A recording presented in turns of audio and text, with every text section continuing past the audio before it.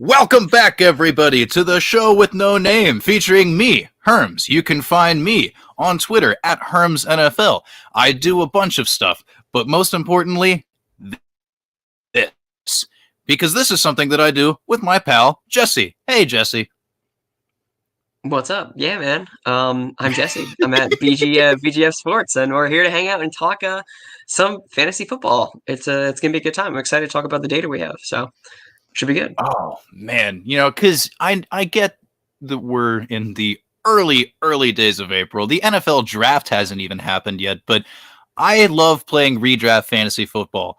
I don't think it's ever too early to start looking at these things. So, what we really wanted to do today was sit down and look at the early redraft ADP data, juxtapose that against the current ADP of all the stuff happening on NFFC right now, and kind of try and look for some little discrepancies and all these, I don't know, identifying early values and all that stuff. Like, it's interesting. That's what I like to do. I like to nerd out. You like to nerd out. Let's just nerd out. So, yeah, we have all of the stuff pulled up in front of us through the fantasy football calculator, PPR ADP over the last week.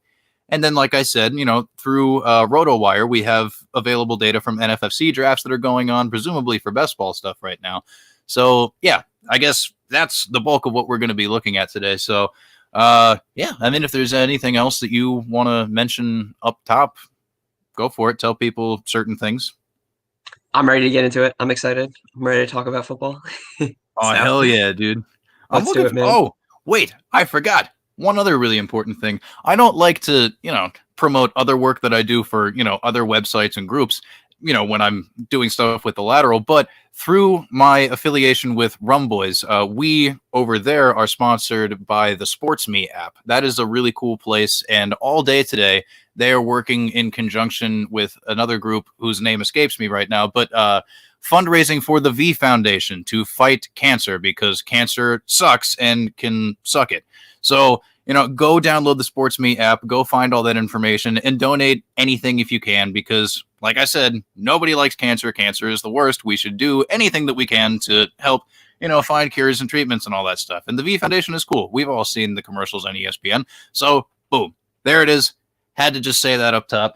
But, yeah, as far as just diving in right off the top, we're going to try and break it down in little groups so that way we're not just throwing a ton of information at you all at once. But so looking at the fantasy football calculator ADP, the top 6 picks right now in order: Christian McCaffrey, 101, Dalvin Cook, Alvin Kamara, Saquon Barkley, Derrick Henry, and then Devontae Adams. That's a pretty interesting bunch, because one thing I noticed right away when comparing that to the NFFC data that's available, Jonathan Taylor appears in their top 5 of ADP. So that is something already that I notice is like, people are starting to get pretty high on the Colts running back, man. I mean, like, I'm a little nervous about certain things when it comes to Jonathan Taylor. I want to know how you feel about him before I spill my beans. Yeah, for sure. I am also nervous. They had him at ninth, it looks like, on the fantasy football calculator data right in front of Zeke. I might be interested in Zeke more than him. I worry for a few different things. One, I worry about the quarterback play coming in. Definitely different than Philip Rivers throwing the ball to running backs. And I also worry about Naheem Hines, man. That he isn't going away, nor should he. He was a great player last year, really important piece of the offense just for them to win football games. I like Taylor enough. There's a lot of rookie running backs we're going to talk about, or rookie running backs last year we're going to talk about on here. And I honestly wouldn't even be surprised if the Colts draft someone late in the draft. They like using different running backs whenever they can. They were in the first game they played the Jaguars week 1. They weren't using Taylor nearly as much when they had guy who's no longer on the team who got hurt Marlon last year. Mack did come Marlon back, Mack. but Oh, did he the back? Achilles, the Achilles, Yeah, the Achilles. he'll be there. I mean, it was a 1-year Yeah. deal, but either way, Right, your right. point stands. So Yeah, there's a lot there. I'm not confident taking with my first pick. I need someone for a first round pick, especially. I need someone who is going to be consistently good, and we've seen in the past be consistently good. And Jonathan Taylor doesn't fit that bill for me. I definitely take Zeke in front of him. If that says enough about how I feel about him, I feel like it should. So yeah, I share similar concerns especially because Frank Reich, like you said, known for the running back by committee, that was something that really concerned us coming into this last season. And yes, through the process of injuries to other players, and to his credit, Taylor's own emergence of his talent, pushing through.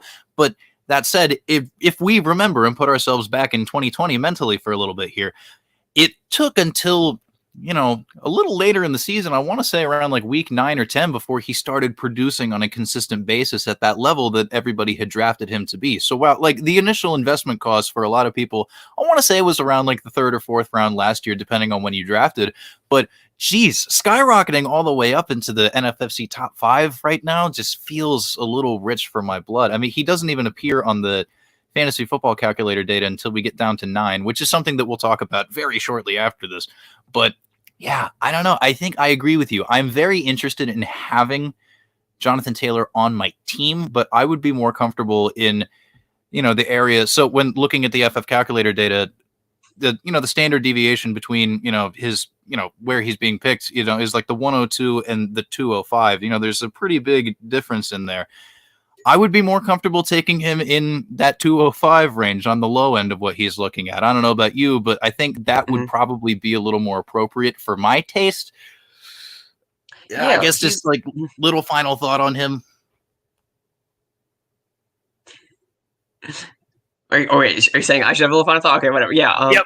I'm more comfortable at the end of the first, beginning of the second for sure. He's probably like in my James Robinson tier, so they're very similar for me. Hell yeah, dude. I don't know. I guess anybody else in that top 6 you want to talk about? Because like these are pretty standard names. Yeah. I mean, like I don't know. I mean, Christian McCaffrey exists. He's good, But who do you got? Who's a name you want to throw out? I think there's two guys I want to mention real quick. It's Saquon and Kamara. Kamara, I think he's the 3rd on the calculator, and then he's the 3rd also on the other ADP we have from RotoWire. I like him a lot. He's a great talent. He's been a great talent for the entirety of his career so far. The quarterback change is worrying. I think the Saints are going to be a lot worse of a team.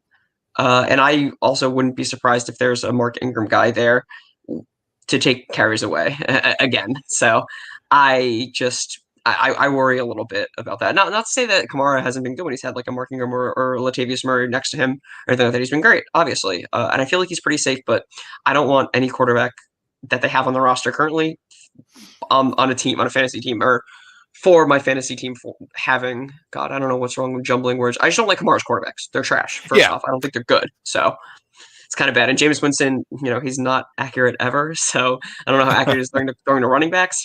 We'll see. It worries me for sure. And then Saquon also, I think he's still in my top 2. If he's not hurt, the talent is there. It's always been there since college. And sure, you can talk about how bad the offensive line is for the Giants, and they lost Zeitler in the offseason, but I don't care at all. Saquon is a generational talent. I'll say that until my heart gives out or his thighs give out, whatever comes first. So, yeah, I love Saquon. Yeah, I mean, between those two guys, I don't really have anything different to say about Saquon, at least. Because, I mean, yes, people are always concerned about the injuries, whatever. But, like, the high ankle sprain that kept him out a couple years ago, he came back way ahead of the projected timetable for his return and absolutely killed it down the line in 2019. So it's just like, obviously you can tell the type of person that he is coming back from that stuff. And also like an ACL injury and all that stuff, it's completely unrelated to a high ankle sprain. So like, coordinating, like you're trying to conflate those two things together and just say injury prone. It's like, well, I don't know about you, but I'm not a doctor. So until somebody from the medical side of this community says something like that, I refuse to acknowledge it.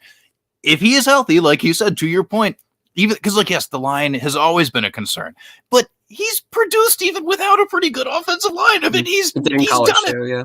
Exactly. And I mean, shit, man, he's younger than me and I'm young. So like, hey man, Saquon Barkley, absolutely not concerned. And then I guess when it comes to Alvin Kamara, like I'm more nervous about him with Taysom Hill than I would be with Winston. I feel a little better about Jameis Winston than you do. But the tricky thing I think is important to highlight, and is something that was mentioned by the homie Calvin, at Calvin and Hobby on Twitter, new to the DLF team. That was a really great addition on their part. He had mentioned, as a Saints fan, that it's very important to remember that the Taysom Hill stretch of games intersected with Alvin Kamara's own ankle injury. So maybe, just maybe, throwing it out there as a hypothetical explanation as to why his numbers during that time were not very good.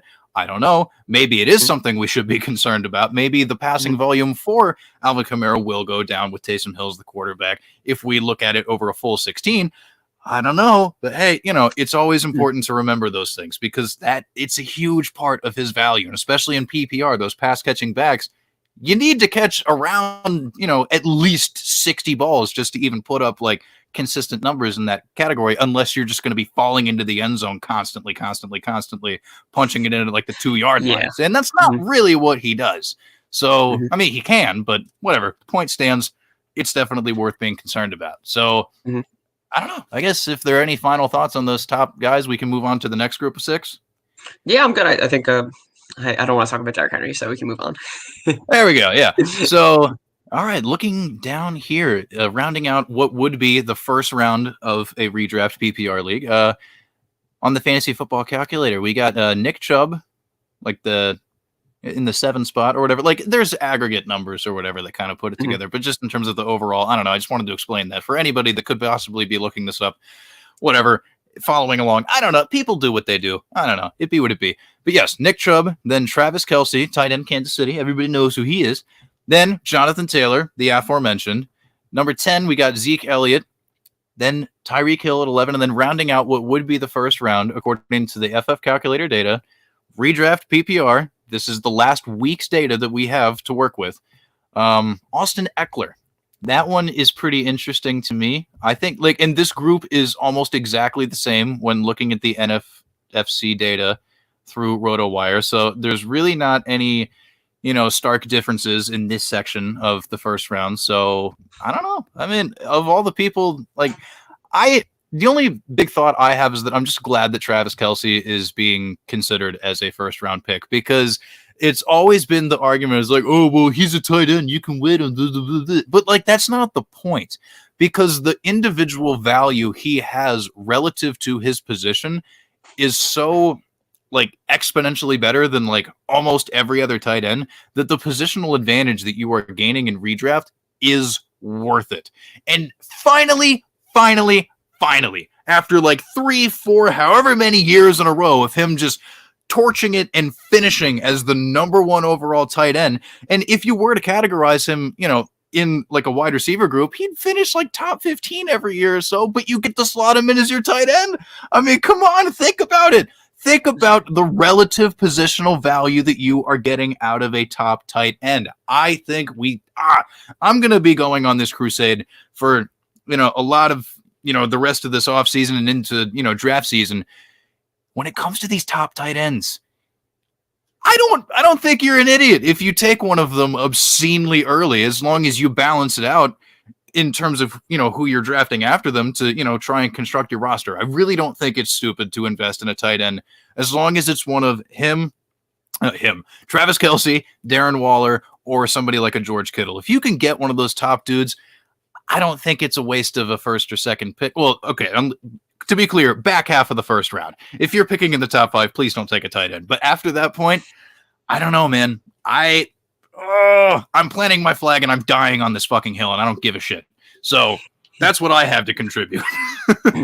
Yeah, I mean, I like Kittle in the first round. I'll definitely take him. 7 or 8 is probably fine. I think I'm waiting a little bit more and I'll take Kittle in the early second just for value. I mean, Kelsey's a little bit older, which hasn't really seemed to slow him down. I just worry about that generally. I think he's played in every game but 2 for the past 5 or 6 years or something like that in the regular season at least. So he's definitely up to the task even at an older age. I think he's over 30. Not to say it's super old or anything like that. Especially for tight ends. I want to say he's about 33 years old, which is a red flag a little bit because I remember our buddy CJ on a show a while ago that we did had mentioned the fact that there were no tight ends over that age to ever produce a top 5 or top 7 season, I believe. So that is something alarming, and I do think you raise a very good point. So,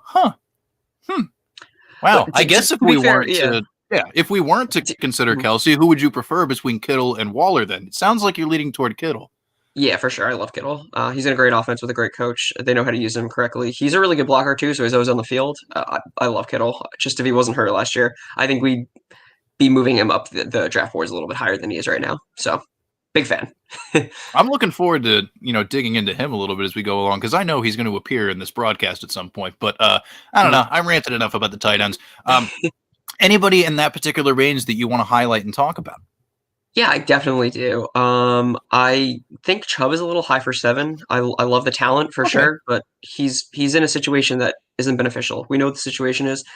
There is a cap ceiling to that, I feel like. And for number 7, it's definitely safe, which I do like being in the first round for sure.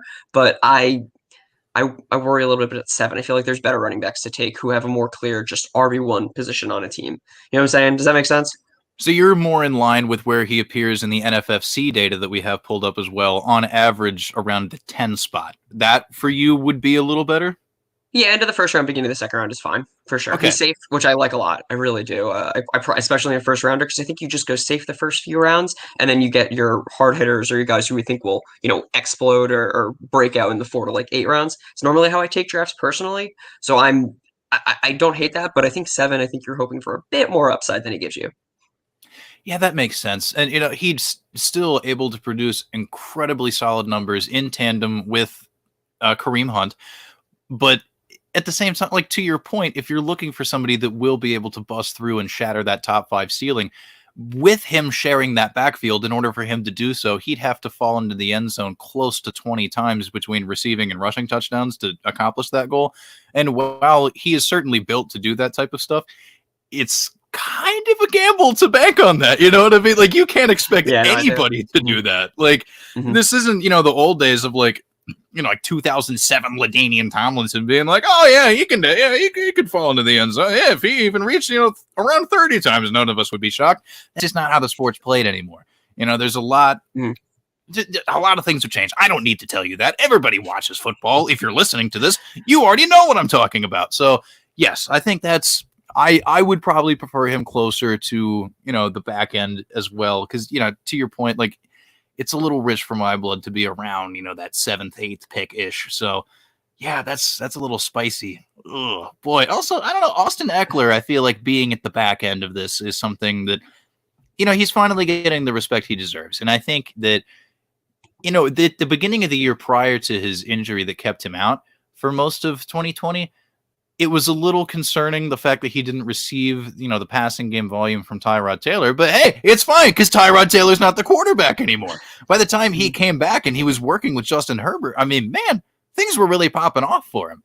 And gosh, I mean, like, the new offensive system that's going to be in place with all the new coaching staff. I mean, oh geez, like, the Chargers are going to be a fun team in general, you know what I mean? Like, and even Herbert himself is going to be somebody that is going to be fun to discuss as time goes along and we get deeper and deeper into the summer here. Oh yeah, he'll be But fun to discuss. Super fun. I'm super oh excited. yeah, it's Super yeah, excited. dude. Oh god, anytime we get into the Jesse Herbert takes, it's always just like, that is just I'm ready. it's excellent entertainment. But just as far as Austin Eckler goes, I mean, I feel like that's a guy that I.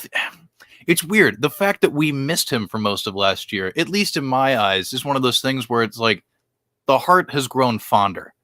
Like, just like that little taste of it that we had at the end of the year was just like, see, we were right. He was going to break out, and he almost did it, and he kind of did. I was right. You were wrong, and don't tell me. Just like that little pride that we take in those guys that we, hang on to. So, hey, I'm really looking forward to seeing it in 2021. I don't know about you, but I mean, I'm an Eckler guy. I really do like him a lot. He's starting to get the respect he's always deserved. Yeah, so he's a guy that's like always off my draft boards, so I don't have too much to say. I worry about him staying healthy and his workload. But I think the talent's there. I'm never in a position to draft him. I'm not super excited to draft him. I'm just out usually on him. He goes too high for my blood a lot. But it's fine. It's fine. I'm not saying there's anything wrong with like the ability or anything that you outlined there. He's Yeah. not a my guy. Not into it. Yeah, and Um, like, everything's relative, mhm. especially because, like, at least for me, and I know for you, and the fact that, like, well, we know each other, we host a show together. One thing that, we really do have in common is all about making sure that you're doing all of your drafting and researching and all this stuff through the lens of value and really understanding 100%. where, yeah. So, with him being, 12th on the FF calculator data and, coming over to looking at the NFFC right in line, if that's not a place where you think you're finding value for him, don't do it. Just don't do Yeah. it. As long as you can come up with something solid to support your argument, which I know you can do, but when I say you, I mean the listeners and all that stuff. If you can put together a good argument for why something, is good or bad for you, that's awesome. You know what I mean? Trust your gut first and foremost, as long as your gut is an informed gut. You don't want, because if your gut's stupid, then please don't trust your gut. But if you have an intelligent gut, follow that. Wow, I said the word gut way too many times. Oh, jeez. So unless you have anything else to say, you want to move on into our second round of this ADP data? I will say, over under for the word gut being mentioned probably was like 2, so I think we've hit the over. Not gonna lie. I do have one other thing to say too. I'm a big fan of Tyreek Hill. I think it's another reason why Travis Kelce is so high on this thing is because of the quarterback they have. Tyreek Hill is my number 1 receiver, so him at 10-10 or 11th at the beginning of the first round or end of the first round, beginning of the second round. Very interested in him there. Very interested. So Hell yeah, I just need to say that because he the talent is there. He's my wide receiver 1. He's got a great quarterback. He does things that no other wide receiver in the NFL, I think, right now could do. I'm a huge fan. Oh yeah, and speaking of Tyreek Hill, like being tied in with somebody like Patrick Mahomes, we were talking to our buddy Jordan, who appeared on the weekly Variety Hours with Malcolm on Thursday. Also, yeah, that podcast is available. Definitely go check it out. And if for some reason you would rather watch the stream or whatever, it's on our YouTube channel that you may be watching this from. Yeah, we were talking to him earlier just about like some crazy metrics about how Patrick Mahomes is just so obscenely better than every other quarterback. It's just ridiculous. I mean, I'd rather have, him come on at some point and talk about his data rather than me trying to, echo his sentiments. But either way, just wanted to slide that in there, give credit to our pal, and then just like, of course, mention like, Tyreek Hill is very talented in his own right. But like you said, like, God, just anyone paired with Patrick Mahomes, like, you gotta be hopeful for it. And like, honestly, man, it wouldn't stun me if they end up drafting somebody to be like that second wide receiver wideout that could potentially have some value. Cause I'm not entirely certain that it's because Mecole Hardman really feels like fetch. You know what I mean? We try very hard, but it's just not going to happen. We can't make Mecole Hardman happen just by saying it over and over again. Yeah. Depending on value, though, I still will be interested. But yeah, depending on value for that guy, because I feel like he could put it together. He could at some point, and like you said, it might not happen. But depending on value, I could be interested in because we just, like we mentioned, the quarterback's great, the system's great, he's got a great coach. He people want it to happen. So yeah, depending on value, I could be interested. But yeah, it has been disappointing to say the least. Yeah, but hey, you know what? Keeping it with wide receivers, the beginning of this second round data that we have, it's headlined by a pair of some heavy hitters, Stephon Diggs of the Buffalo Bills, and then DeAndre Hopkins of the Arizona Cardinals. I mean, like, I will read off the other names for the top half, but I got some stuff I got to say about that. But yes, so it starts with Stephon Diggs, DeAndre Hopkins, then a pair of running backs, Aaron Jones, and your boy. Jags running back James Robinson. Mm-hmm. And after that, the aforementioned George Kittle that we spent a good amount of time discussing, and a DK Metcalf sighting. We have a DK Metcalf sighting. That's a pretty interesting group there. And I just got to say, off the top, I mean, Stephon Diggs being that high, being the third wide receiver pretty much in, this, data set, like, oh my God, are we really going to bank on that happening again? Because, I mean, and even in the NFFC data, he's still in the aggregate, 15 overall and still the third wide receiver. So just like, if this is any indication, putting Stephon Diggs as wide receiver 3 for next year feels way, way too rich for my blood. I don't. Where do you have Josh Allen? I do think of Josh Allen is very, I mean, like in my early unofficial rankings, quote unquote, he's going to be in my top 3, but again, a lot of that just ties into his legs. You know what I mean? I'm expecting there to be some regression in terms of like some of the gaudy passing numbers, because like the first couple years in his career or whatever, the completion percentage and all these weird turnovers and stuff, just making that kind of a leap from those first 2 years to this insane breakout that he had last year, which to his credit, I mean, I love the guy. Let me tell you a secret. When you're done. Yeah, let me tell you a secret. The reason is because of Stephon Diggs. That's the reason. That's the reason. And I should have said this more in the past, and I should have harped on it more. Yeah, the reason Josh Allen was as good as he was last year is because Stephon Diggs. He was the best receiver in the NFL last year, hands down, in my opinion. Best route runner in the NFL. And 5-3 is a little rich. I totally get what you're saying. But I'm not going to fault anyone for taking their guy when they can get him, if that makes sense. I feel you. I mean, like wide receiver 5 is kind of around, like maybe at the earliest I would be interested in him, but like you make a good point. I think it's just really like being in the aggregate data or whatever that we're looking at here, like the 201, that feels pricey. But if he fell a little bit further, if he fell to where DK Metcalf is right now, 205, like around there, and like even foreshadowing around like the 207 where Calvin Ridley is, like that is where I would feel a lot more comfortable with Stephon Diggs. But I think it's really just kind of like the point you had about Eckler before is kind of about how I feel relative to Stephon Diggs. You know what I mean? It's really just like the price is just a little too sweet. You know what I mean? And like, hey, I got a sweet tooth, but I don't know if I can go that far with it, But hey, if that's your guy, like you said, get your guy. Get your guy. Of course, if the value is there. But, if you think the value is there and that's your guy, fucking go for it. But I'm just concerned that we're going to be chasing a repeat of what we saw last year, and the likelihood of that happening doesn't feel very high. But I don't know. DeAndre Hopkins is another person, like I'm a little puzzled by being that high, because the passing game in Arizona is a little bit of a mess. I'm not really even sure what they're going to be doing with all that shit. Like the offense as a whole, candidly, is very puzzling. I mean, like I know there are a lot of people that are in, the pro Cliff Kingsbury camp. I can't really put myself there, to be honest. There's some horrible inefficiency when it just comes to the offensive line they've built there in general, not only, in supporting the passing game, but also being able to produce a quality running game, which is irrelevant when talking about DeAndre Hopkins specifically. But either way, just, zooming back and looking at a bird's eye view, like I trusting anyone in the Cardinals offense with a super, super, super high pick feels very strange to me.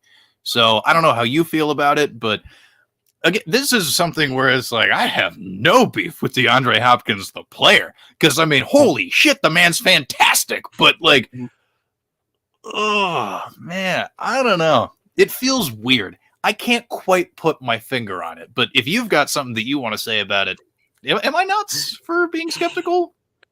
I don't know if you're nuts for being skeptical. It feels a little weird taking wide receivers this high just generally when the running backs who have like clear first, like a clear backfield that they're in control of are still there. So I understand what you're saying if you're coming at it from that perspective, if that makes sense. But I mean, I take Hopkins probably over Diggs, even though I love Diggs a lot. I do like the Kingsbury offense. I was not a big Kyler fan coming in. I thought it was kind of a mistake to take quarterback back to back, and I was like, Kyler, is he really going to find, is he really going to find success in the NFL? I'm not sure. I didn't love his tape, but man, I was wrong, and I'm a huge believer now. And I don't think AJ Green puts any of a threat on to Hopkins because AJ Green's trash. So he at this point in his career, he's not good. He's immovable. He's like a stone man out there. He's got fine hands still ish, but outside of that, yeah, I don't really know why they signed him for like, what is it, $6 million?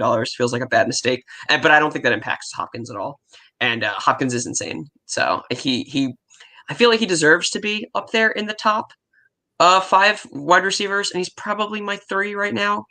But I could consider taking him over Diggs. But this, like you said, I think this position, I'd be more willing to take, a guy like probably like Aaron Jones or like my boy James Robinson, just for the positional value.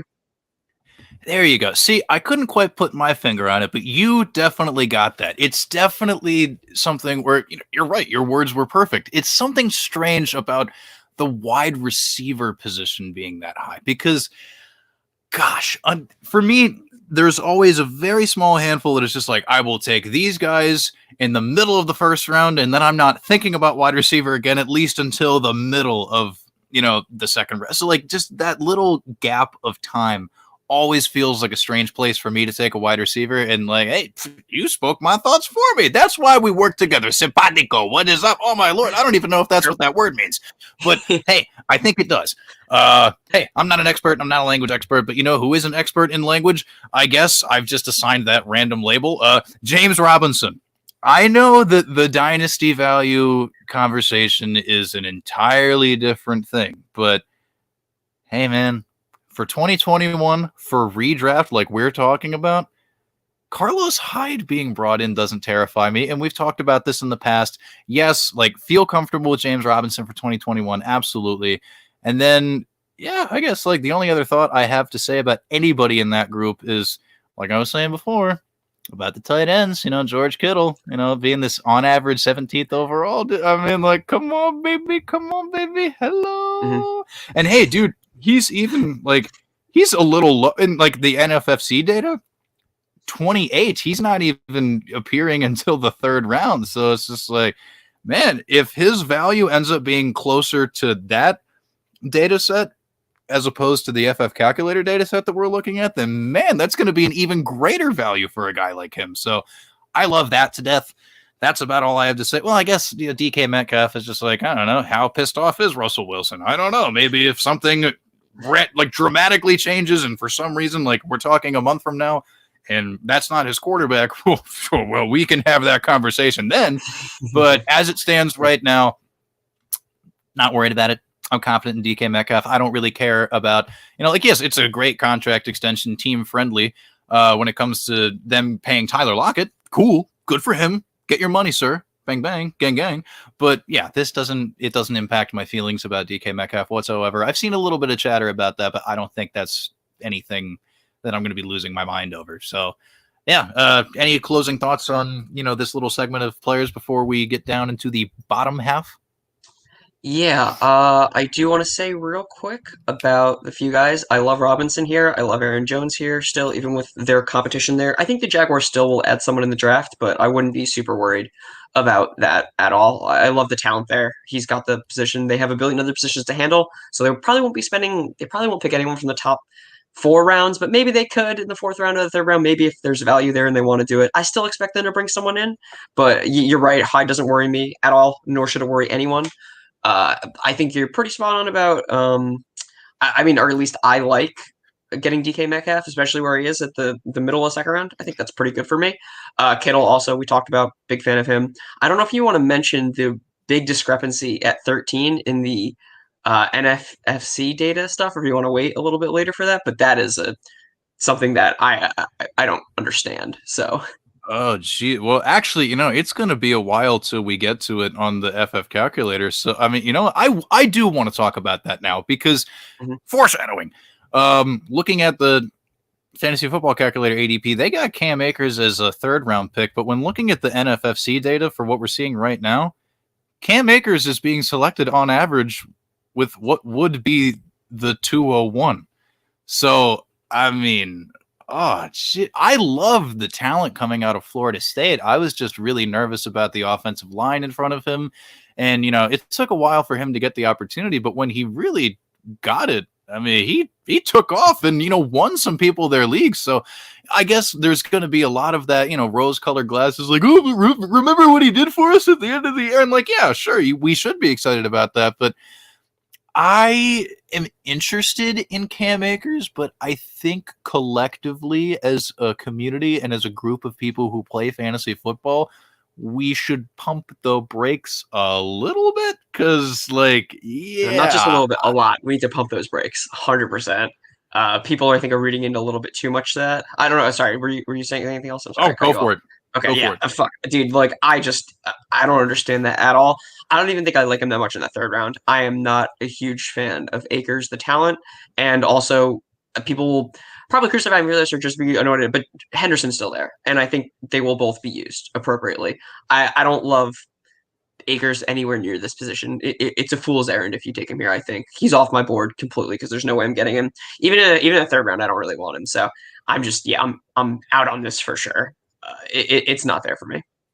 And I think an important thing to stuffy nose. An important thing to mention relative to the Rams backfield is, the little player known as Malcolm Brown that kind of clogged things up a little bit. He's now in Miami. So in terms of like the group, I mean, like, yes, they could presumably, have another, third wheel to make things irritating, of course. But like you said, the process of elimination of narrowing down who's going to be involved in the Rams backfield is Cam Akers. And yes, you are right. Darrell Henderson's still there. And like, let's not forget, this is a dude like a couple years ago, like we were all geeking out about because he was also a third round pick too. Yeah, they were both third round picks back to back years. Like these are the same amount of investments in draft capital. People talk about that all the time for reasons why they like Cam Akers, but they neglect Henderson. It's insane to me. Yeah, so it's just like, and I talk about it all the time. When it really comes to, this fantasy football stuff, I think it's very important to put together your case for and against a player or whatever. Just like use like rhetoric is a huge deal. And if you're going to do that type of stuff, you have to be consistent with it, to your point.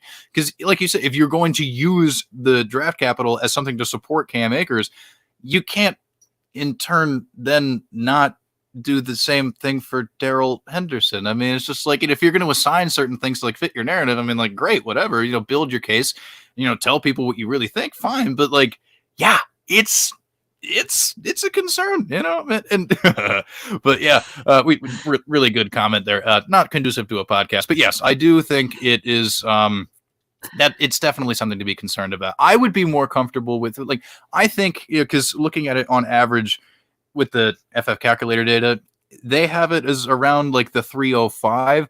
I would be okay with him there, but in the second round, just as a whole, I would not take Cam Akers in the second round. No, things could change between, draft season and now. Maybe some other things happen. Maybe I will become a little rosier as it goes along, but like, I think that was a very important thing to highlight for sure. So, you want to just move on to the back half of the second round now? All right, cool. All right, so yeah, 19 through 24 here. Looking at the FF calculator data, we got Patrick Mahomes coming in hot. Oh, then this one's going to be really goofy because, oh, wow, even the NFFC data still has him, in the back part of the second round. Josh Jacobs. Oh, God. Oh, I don't even know if I want to talk about that. Followed by Falcons wide receiver Calvin Ridley. Then Darren Waller the baller. What up? And then to round it out with Michael Thomas and Keenan Allen. Oh, boy. Now, the highlight of that group there for me is like, look at that value for Keenan fucking Allen. Holy shit.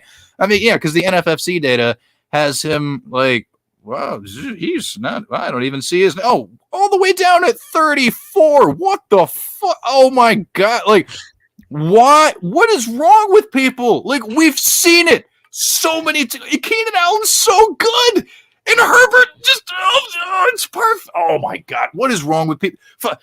Tell people why they're nuts, because Keenan Allen is so worth it every single time. God damn it. Yeah, I mean, Keenan Allen is continually underrated year after year. I think it's true. I'll take him at the end of the second, take him beginning of the first. Like I'm a big fan. I don't know any reason you could not be into Keenan Allen. Even if you're like me and you hate Justin Herbert, I still love Keenan Allen for fantasy. He's just good as long as he stays healthy. There's no way around it. People always doubt him, so you get him at a pretty good value every time. This might be more appropriate this value than he's been in the past, but still, I mean, if I can get him at the end of the second, yeah, I'm taking him there. No questions asked for sure. Especially if classic serpentine draft wherever you get a good running back at the beginning, you come back with a really good wide receiver at the end of the second round. Sounds great to me. Yeah, I mean, just like to your point, just like from a roster construction standpoint, if you can just attack wide receiver and running back to back between, the end of round 2 and the beginning of round 3 like that, with one of them being Keenan Allen, oh man, if you don't fuck up that subsequent pick, that's value city, baby. And I'm not talking about the furniture store. I mean, oh my Lord, that is just, good. He's a very safe pick too, which I also really like, especially coming out of the first 3 rounds. Big fan of that for sure. But that's also a personal draft strategy, so people might take issue with that, and that's fine.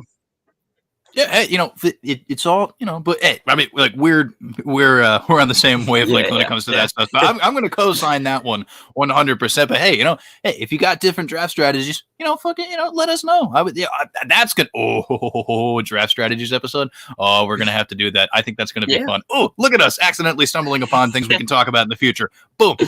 Yeah, I don't know. I said I wasn't going to talk about it, but I'm going to talk about it. I mean, like, yes, the presence of Kenyon Drake makes Josh Jacobs this high completely fucking useless. Like, if Josh Jacobs were to fall into, like, the back half of the third round or something, like, that is where I'd be okay with it, because I still think he'll be able to punch in some rushing touchdowns at the goal line and do enough to be like a quality RB3 for your team that you can plug into a flex spot. That is where I value Josh Jacobs personally. I do not value him as somebody like he's a very, very low end RB2 in my mind. Because like the 20 in the FF calculator data and then also appearing at, aggregate 21 in the NFFC data. I mean, like, have people not had the Kenyon Drake edition sink in for them yet? Because I mean, like, why is he still being valued that way? Like, oh God, you people, what? Oh, jeez, oh, God, whatever you have to say about that, just get it out of the way. I want to. Oh God. Oh. Yeah, I mean, I think what you said is totally valid too. I think Drake will definitely play a subordinate role to Jones, which for sure makes sense to me. But I think the biggest thing is the offensive line decimation or obliteration that happened. Trading away your center, trading away two other starting linemen who were very good last year, blows my mind. I just don't understand. Cool, re-signing Colton Miller, like that's great. I mean, he's a fine tackle, whatever, dude. Like you did it, but trading away more than half your line is the biggest thing for me for sure, because they had a great line last year, and I thought they would have a very good line this year. Even with the Drake edition, I was like, all right, Jones is still there. He's still like a traditional running back. I don't hate that. But with the decimation of the obliteration of the offensive line, I am so out. It's not even funny. Yeah, just Josh Jacobs. Please don't overdraft him. You're going to hate yourself for it. It's going to be a terrible time. I mean, his teammate Darren Waller being in this range, I'm all for it. Definitely co-sign that. But just like, oh dear God. Okay, you know what? Fuck. We're going to move on. Unless, well, actually, I'm going to pop over to the Roto Wire NFFC data to see if there's any differences. Oh, here's something that's notable. This name doesn't even appear until this range on the FF calculator that we're about to talk about. But Antonio Gibson, on average with the NFFC data, I mean, like around 21. That's I'm not sure how I feel about that, if I'm going to be perfectly honest. I mean, like, and to be fair, like he's ahead of Josh Jacobs, which he should be. But like, I don't know.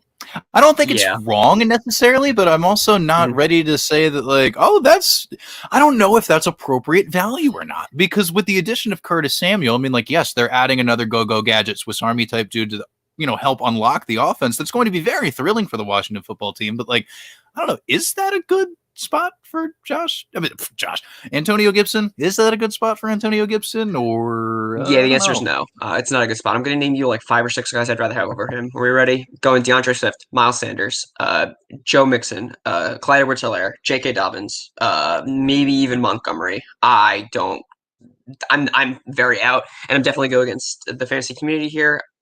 I'm not in on Gibson. There's other guys there that McKissick was great last year. They could use. I believe I don't want to make any claims that I don't know, but I believe he's still there. If not, they will use another pass catcher in that role. And I am not. I'm not in on Gibson. I don't think he's as good as people think he is. I didn't like his film coming out of Memphis. Is that where he came? I believe it's Memphis, right? Yeah, I wasn't enthused with the film. Wasn't really enthused with the film too. In last year in the NFL, I'm not taking him that high. You couldn't pay me to do it. You couldn't pay my league entry fee to have me do it. I wouldn't do it. Oh, gee. Well, man, we don't disagree often, but when we do, it seems to be a pretty big night and day thing, because I am a huge Antonio Gibson supporter. I was wowed by the size and the speed. Like, I think he's tremendous personally. But hey, that's fair. It's all about being able to support your argument. And if you can do so and you can rationalize it, you're using your brain appropriately. And that's what we really want you to do at the lateral more than anything else. Is just I love disagreeing. Yeah, I love disagreeing. It builds better arguments. Like maybe I could be turned around on some guys. We have a long summer, but as it stands right now, yeah. I dig the vibe, man. I really dig the vibe. But yeah, so just getting back into the FF calculator data, like, yes, Antonio Gibson's name is about to appear. So we are now in what would be like the top of round 3.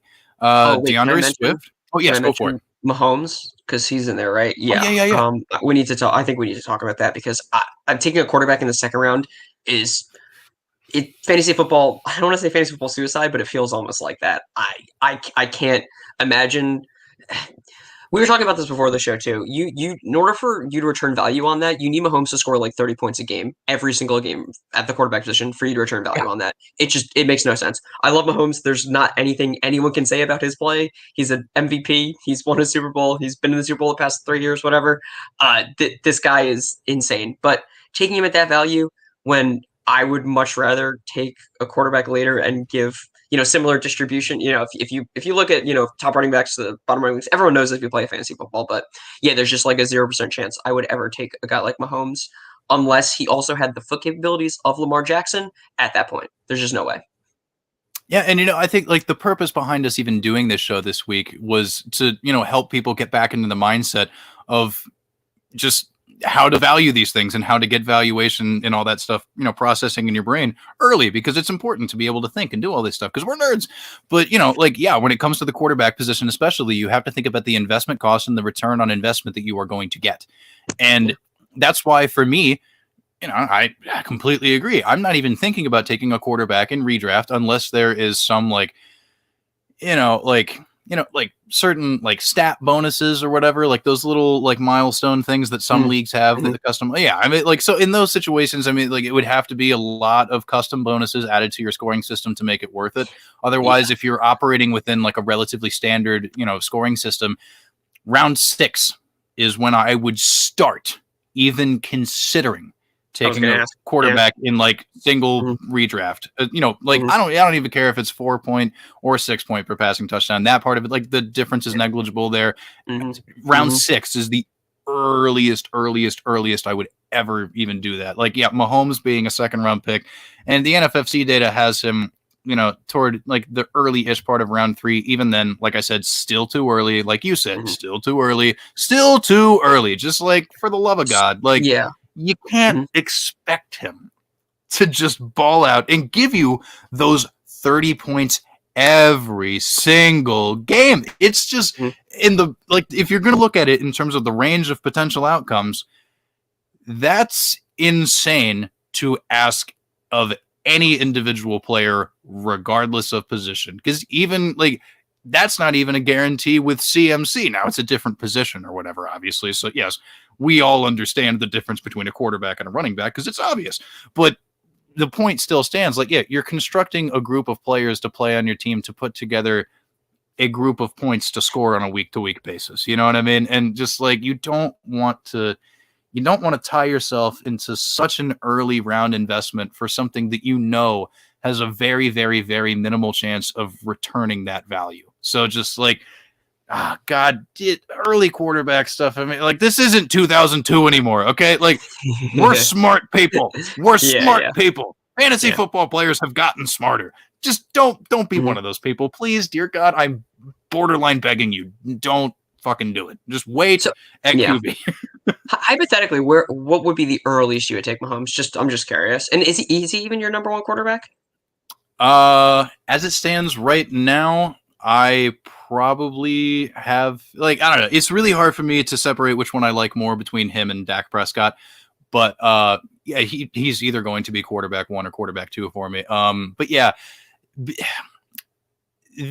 it's interesting with Mahomes because like he would be the exception to my rule if he were to fall into the late 4th.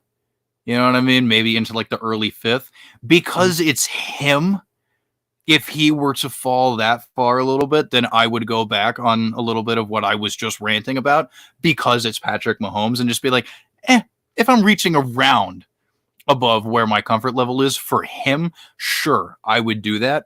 But that's probably about it. It would have to be late 4th, early-ish 5th at the earliest for me to take Patrick Mahomes as my quarterback specifically.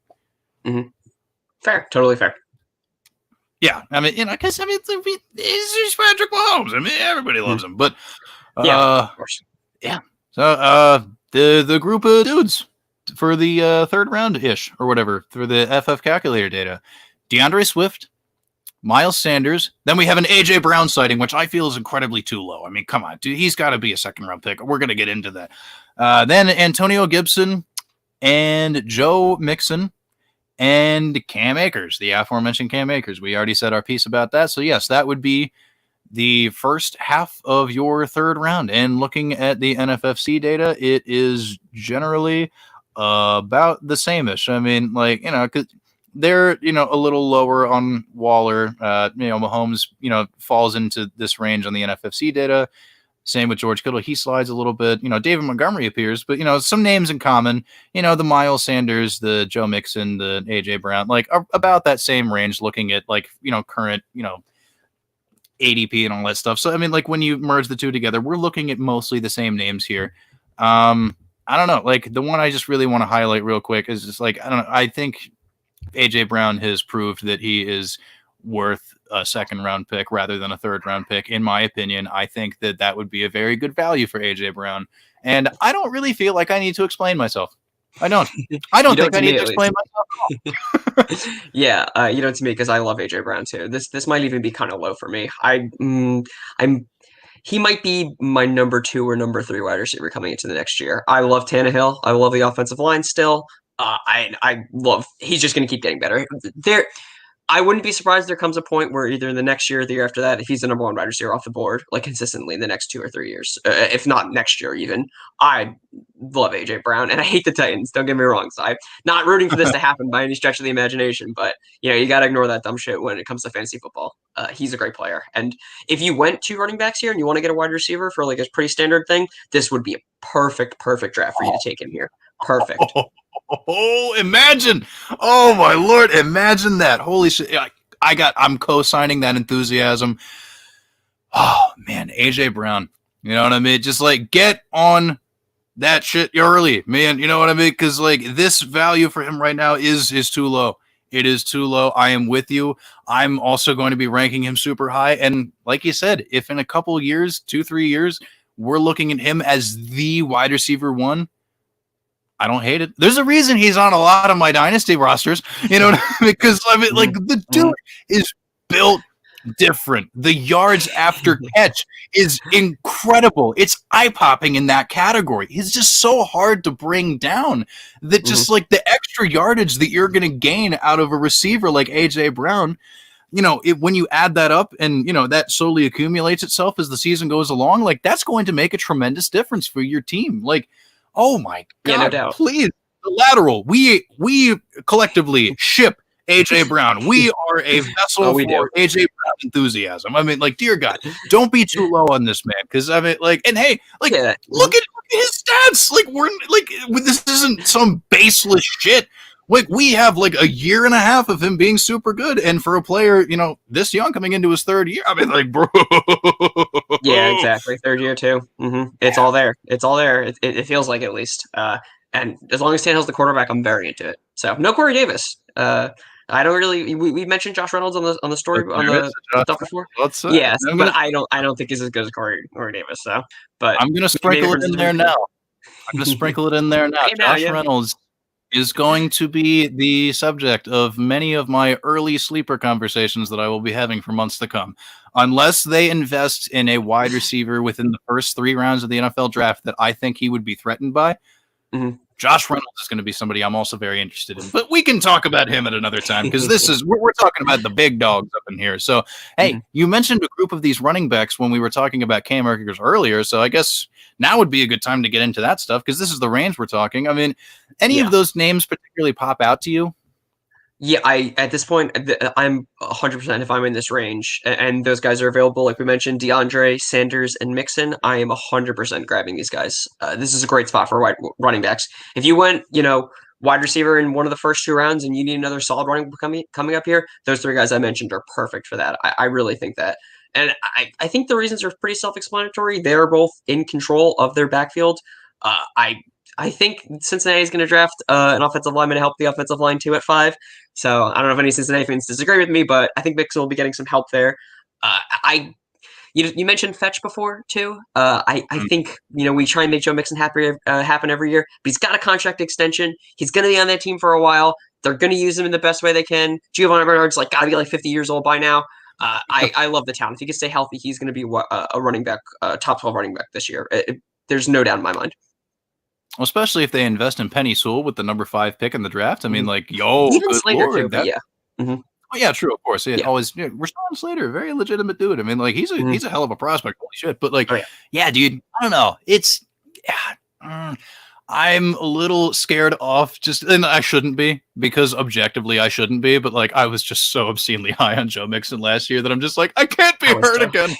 But yeah, I think, looking at it, tempering expectations now that we've had a year to learn from the consequences of weird hype. Yeah, I think that it would be reasonable to trust him in this range headed into next year. And, before we move on to the next, group or whatever, and, get to any additional thoughts you have, one thing that I did want to highlight that is slightly different from the FF calculator data, looking also juxtaposing that against the NFFC data, they have J.K. Dobbins at 23 overall. He doesn't appear on the FF calculator list until the next group of guys we're going to be talking about. So J.K. Dobbins, that's something I wanted to highlight. I live in the area. I'm not, I root for the Ravens' biggest rival. By no means a Ravens fan, but I mentioned that just to say, I live in the TV market. I watch a lot of the Ravens. I'm very familiar with how they operate. And I'll tell you what, it is going to be a little bit of a committee. Gus Edwards is still there. I think that J.K. Dobbins will be a fine running back for PPR for redrafts in 2021, but there are people getting a little too hyped up, and I don't think his share of the workload is going to be as large as people want it to be. So I feel more comfortable with his ADP on the FF calculator data than I do with the NFFC data, because I do not want him at the tail end of the second round like they have him. I would feel much more comfortable in this late third. Just any quick note you want to throw out there on Dobbins before you get into any other dudes you wanted to mention from this range? Yeah. I mean, I agree with what you're saying. Pretty much that position for the running back group they have in Baltimore, I kind of want the guy who's going the latest. Whether it's between Gus or Hill, I believe should still be there. I like Dobbins, like you're saying. I want to take where the value is in that backfield, because I think it'll be a lot of touchdown dependent stuff. When Mark Ingram had his good years with or 1 year even maybe with Baltimore, it's when he had a lot of touchdowns too. But I like Dobbins as a talent. I totally get why people are so into it. I think he's very good. But yeah, this offense is going to run the ball a lot, which is great. And that's been successful in the past. But yeah, this is a real split backfield. But also, I guess this kind of says how much I don't like Antonio Gibson if I'd rather have Dobbins over him. But we can talk about that at another point, I guess. I do. So I guess, sorry. Oh, wait, I'm sorry. Go ahead. Oh, you're good.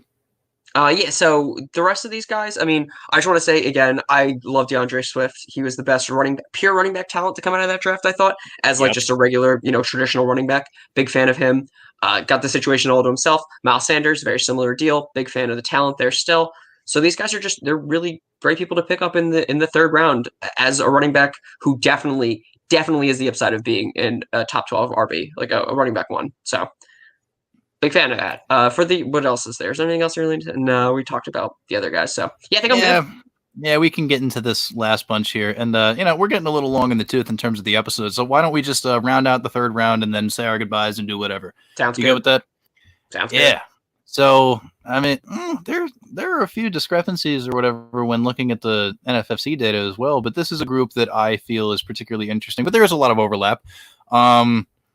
Looking at it now, to round it out, that would be Chiefs running back Clyde Edwards-Helaire, followed by Allen Robinson, the aforementioned J.K. Dobbins, Josh Allen, and then David Montgomery and Mike Evans to kind of round out that little range there of what they are looking at as third-round picks. One very notable thing that is just outside of the group that we're going to be talking about on the FF calculator data, they have Justin Jefferson at 37, whereas on the NFFC data, he is 24. So, I mean, Jefferson's going to be going much higher than where the FF calculator data has it. But anyway, tying it back, I don't have too much to say about some of these dudes, but even David Montgomery, there's a little bit of a difference because NFFC, he's 29, whereas he's, pick 35 here with the FF calculator data. I think somewhere, if we were to split the difference, I think it's an appropriate value for David Montgomery. Yes, Tariq Cohen's coming back. I'm not particularly terrified of Damian Williams. That's not something that concerns me at all. And theoretically, I mean, like Andy Dalton's competent. It'll be fine for that offense as a whole. The only reason I mentioned that is because I also uttered Allen Robinson's name, of course, perpetually underrated, underappreciated. He's going to be perfectly fine. But I don't know. I guess for me, like CEH is the dude where I would not be stunned if they try to invest in a slightly larger dude to be more of a goal line vulture, because that does seem to be his kryptonite. You know what I mean? And I'm playing a little bit of fantasy GM here.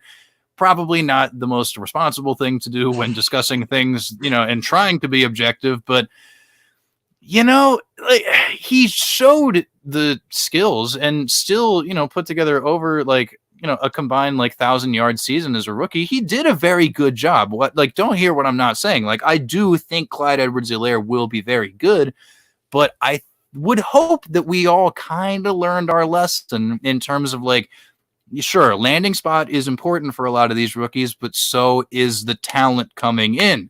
And objectively, he was probably like my RB6 in that last class. So, we all got a little too excited about him going to the Chiefs. I think we learned our lesson. He's still very good. I'm not trying to disrespect the man's name, but, just you pump the brakes a little bit on CEH. I think this is probably where he should have been going in the first place last year. And I think the value is pretty good. Now, I think we've all come around to accepting the facts. Anything you got on that? Yeah, I get that. I think people are a little too quick to judge CEH because I think we're just too critical of rookies too early on, personally. I think Fair. he was the only running back that deserved to go in the first round because I don't think running backs traditionally deserve to go in the first round of the NFL draft, not the fantasy draft, obviously. But I like what he does for that team. You mentioned on the goal line that it will be an issue. I totally agree with that. But they really need to throw more on the goal line, and they do throw on the goal line too because Tyreek Hill is not just a speedster; he's a great goal line weapon. They have Travis Kelce, and if they're able to just have a guy who's a good receiver like CEH, maybe he'll catch a decent amount of receiving touchdowns if that's the way they do it, which would be good. I think he's a pretty good value here because of the upside is still very, very much there. I think we'll be looking back, like you mentioned, he was your sixth running back off the board or sixth guy coming out of college. I think this might be a very good running back class, even with that. So I'm a fan of where this is at. This is about reasonable value, I think. But it's getting worse in the running back situation for sure. So Yeah, no, I feel you. Yeah, maybe I am being a little too harsh. I don't know. Yeah, and to your point, there were enough opportunities, where he came very, very close to punching it in. So I mean, sure. if better luck breaks his way, then the touchdown total could have been a little higher, and maybe I'm singing a slightly different tune. I like that. I like that. Yep. Live in action, you've caused me to feel a little bit better about the guy. And that's the point of this episode as we wrap up. We're not doing redraft drafts right now, but a lot of best ball stuff is going on. So yes, even if you're because even if you're not, thinking about redraft right now, you can, listen back and enjoy this episode, hopefully, as somebody who is playing best ball and looking at that stuff. Because like I said, like the NFFC data that we're looking at, that is feeding from things that are happening right now. So get yourself in the right mindset to do this type of stuff and just I don't know, get yourself thinking a little early. It's never too early to get yourself thinking. You don't have to form hard opinions right now. But I don't know. I thought this would be a fun exercise, and I really think it was. And, I'm going to just announce it right now because I can, because the lateral is my baby. We will be putting together a show league, the Lateral Sideways Sideshow Bonanza. It's going to be a best ball league. We've already got a few people in there. You got the four of us at the Lateral, a couple other friends, and we're going to have 6 spots open. I haven't figured out how we're going to give away the spots necessarily yet, but I think it's probably going to be some sort of meme and or video type competition to get yourself into the league. The scoring system is completely whack. It's going to be kind of difficult, but I think it's going to be a really fun time. So yeah, boom. Truth bomb. The lateral, sideways, sideshow, bonanza, best ball league coming soon. Hell yeah. So, just wanted to throw that out there. If you want to play against your favorite pals over at the lateral, you'll have an opportunity to do so. So, yeah, I guess look for a tweet and information about that coming up soon. I think we're going to look to draft the weekend following the NFL draft. So we're about a month out-ish from when we're going to be doing that. So if you're interested, be on the lookout for, some tweets coming out through at the Lateral FF on Twitter. And that's a good time to continue plugging the stuff for the Lateral. Boom! You can find our website at www.thelateralff.com. We have a YouTube channel. It doesn't really have, it's a bunch of collection of letters and numbers or whatever in the URL, so it's not going to be super unique. But what will be easy is going to our page on Twitter, clicking our link tree, and that will send you out to where our YouTube channel can be found, where our Spotify thing can be found, whatever that's called. Follow us on Spotify, subscribe to us on YouTube, follow us on Twitter, check out the website, and you can find me at Herms NFL, as always, doing all my shit, tweeting out stuff about pizza and being sad sometimes, and also sometimes stuff about fantasy football. And you can find Jesse at now. I feel like you should probably handle this part because, you are Jesse, so you should talk about you. Sure, man. Yeah, you can find me at BGF Sports on Twitter. I'm on there a lot, posting a lot of cringe. If you ever want to debate me on something, I'm always down to talk, especially since I have a lot of spicy takes. I feel like that might go against the grain currently. So hit me up. Yeah. Hell yeah. Oh, my. Yeah.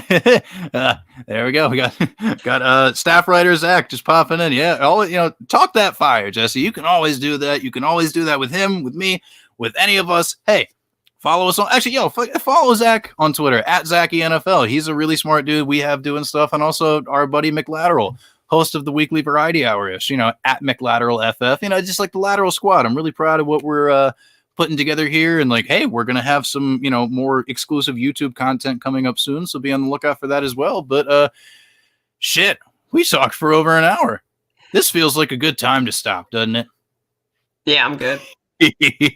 Till next time, everybody. Boom!